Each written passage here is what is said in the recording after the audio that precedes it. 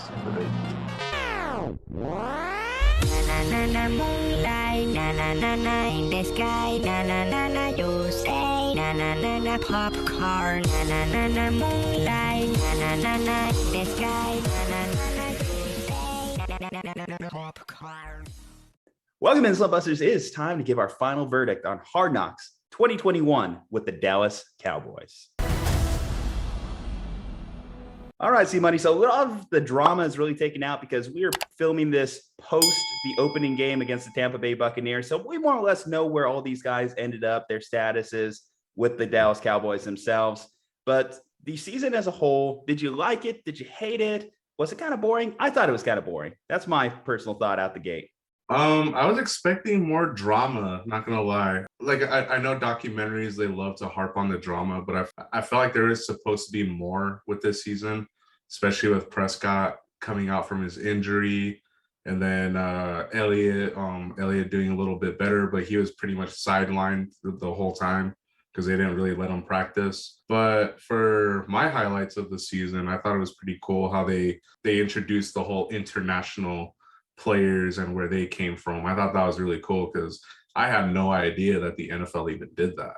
Yeah, that was definitely one of the big things that they highlighted throughout the season. You had Isaac Alarcon, the big Mexican player, one of their offensive linemen. He's currently on their practice squad right now. Azur Kamara, who made the team as part of their fourth team.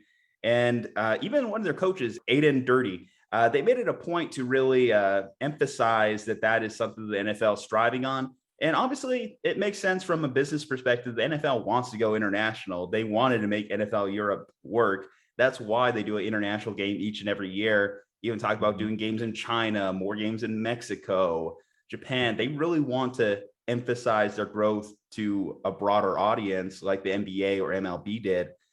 So it's smart that they got these guys and wanted to highlight them specifically with a team you call America's team, the Dallas Cowboys, to see that these guys have a role from an international melting pot perspective was a cool storyline to follow. The only thing I would say as far as the players they chose to highlight, not a lot of stars, not a lot of big impact players on the Cowboys, as it turns out. Azur Kamara, for example, did not even get a single snap in the Cowboys opener against the Bucs. Alarcon, like I said, he's on the practice squad. Jaquan Hardy, the running back, he's obviously on their practice squad too. Wasn't going to get much opportunity behind, of course, Zeke and Tony Pollard. Ben DiNucci, when you throw like 5-6 interceptions in preseason games, of course, you're not going to get a lot of love. In fact, the only reason to spotlight the Cowboys backup quarterback was because of the Dak Prescott injury. But it's clear that you guys better hope that Dak stays healthy because behind him, there is not a lot to love about the Dallas Cowboys backup quarterback situation. I believe you guys went out there and picked up Will Grier, who wasn't featured in any Hard Knocks episode as a late signing after the final 53 drop. But you don't want to turn to him at any point this season. Yeah, no. I'm praying that Prescott's healthy throughout the entire season. Yeah, DiNucci was not very impressive. I thought throughout the whole show he was whatever. Hardy, I liked Hardy. Hardy was pretty cool, but he, like you said, he wasn't really special throughout the documentary. He didn't show like he was special. They focus a lot on his vision, losing the contact on the field. By the way, that must especially suck as a running back where your whole thing is depending on your vision. Even when they were telling him that he was cut, they're like, we think you have great vision when your contacts stay in. That is. But Kamara, I liked Kamara. Honestly, I thought he was the one that was gonna like be pretty good. But like you said, he didn't even get a single snap in yesterday's game. I didn't see it, and I was watching like maybe the first 3 quarters of the game, but I had to go to bed because of my job. Well, let's talk about some more cons here. I've told you before we even started watching this because you had never seen Hard Knocks before. A lot of the Hard Knocks highlights come from the head coach. And Mike McCarthy, not an exciting guy by any means. Like, he doesn't really create a lot of drama. I think the most fun thing that he did throughout this entire thing came on the final episode when he's talking with his coaches. He's like, do we want to play a joke on him or do we want to be for real about cutting him when they're setting up to talk to Kamara?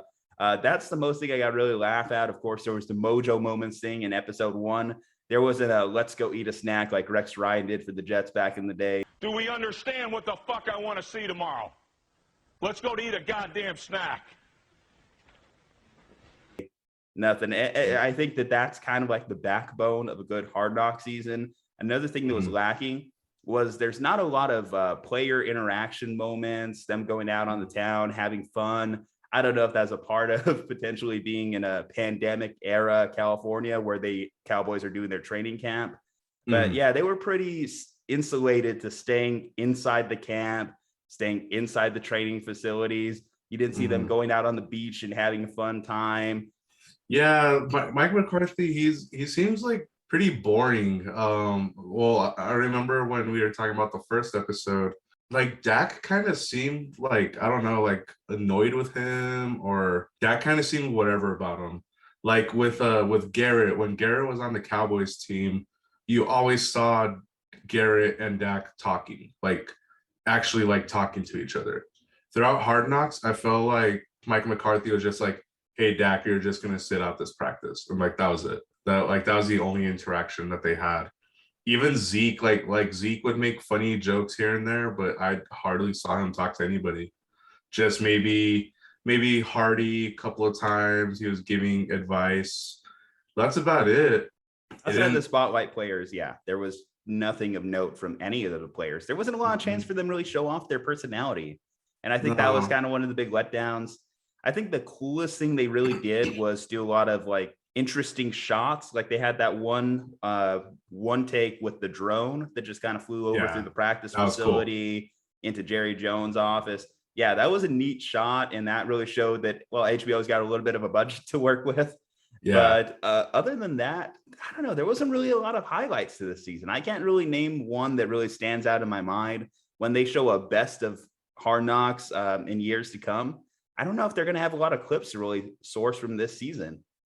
Honestly, probably the dude that I liked his interactions throughout the season were Amari Cooper, but he only had like one episode in like maybe 10 minutes where they were talking about Amari Cooper, and like I've honestly never ever seen him talk before, and it seems like he really loves to be on the Cowboys. Like he's like, you can tell that that's his team. Like that's where he wants to stay.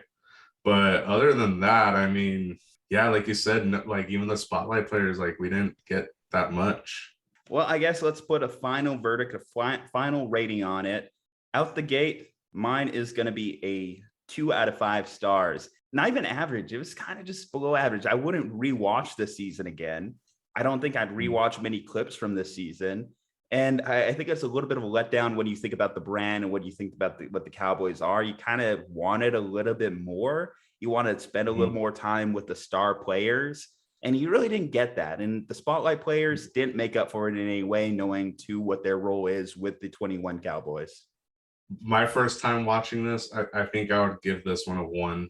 Like it took me a while to like really watch it, and like some episodes I like really had to force myself to watch it. I like the documentary style of the show. So I think I'm gonna go back to past episodes and just watch them.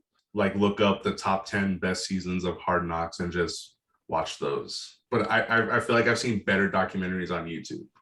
Not gonna lie. Ooh, shots fired, pow pow. But anyway, Slumpbusters, let us know what you think in the comments. Did you actually enjoy the season of Hard Knocks? What were some of your favorite players? Drop that below in the comments. Leave a like on this video, and of course, subscribe to our channel as we push towards 2,000 subscribers. Check out our partner, CavemanCoffeeCo.com. Yes, CavemanCoffeeCo.com. Promo code SLUMP. Juju Talk Sports. See money. We'll see you next time.